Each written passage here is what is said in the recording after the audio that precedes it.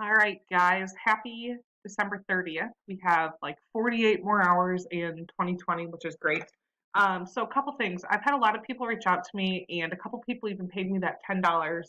Here are my thoughts on the $10. In all honesty, I don't want to keep track of all that money.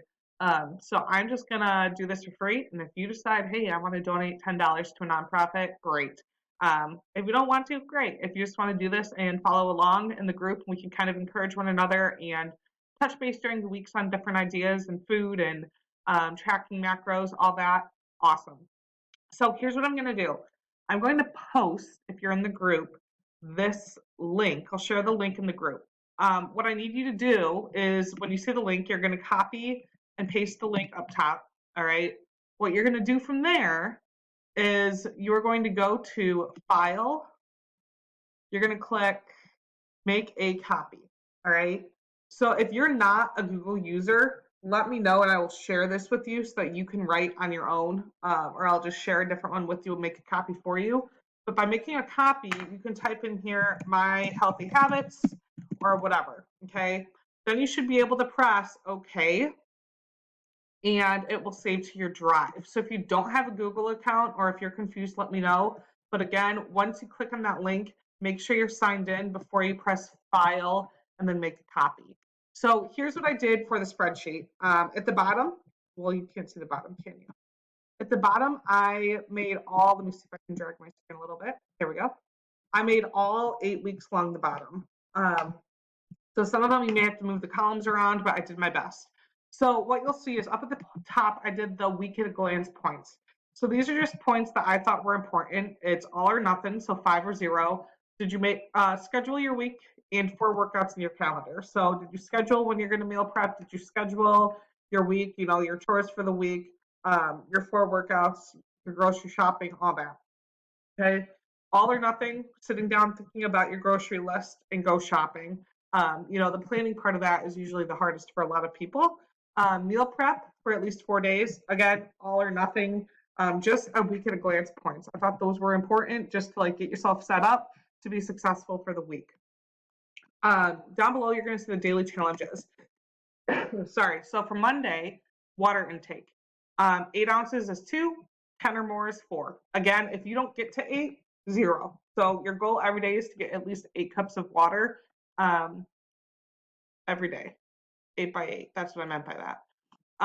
Workout. Again, I suggest only working out 4 or 5 times a week. 0 is no, I didn't work out for that day. 4 is 30 minutes, and then 8 is 60 minutes. I personally have found that the balance between cardio and strength is extremely important. It's obviously really, really hard to get out and run right now with snow and such. So whatever you're doing, keep it up. This one I started, and I think it's really, really, really important. MyFitnessPal is a tracker for food and activities. And I did this last year actually, when I started this. And there's an area in there that you can look at the macros for each day. So macros, I'll talk in another video about if you guys want me to, about carbs, fat, and protein. I've been messing around with this for a long time, trying to figure out what my body needs.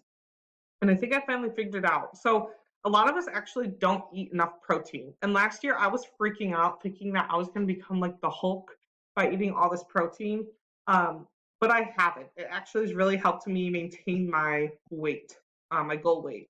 So I'll talk about that in another video. But if you download the MyFitnessPal app, my thought on this is I don't want you to think of it as like I'm only allowed so many calories a day. I've done Weight Watchers and it was really successful, but unfortunately there's much more to it than what you're eating.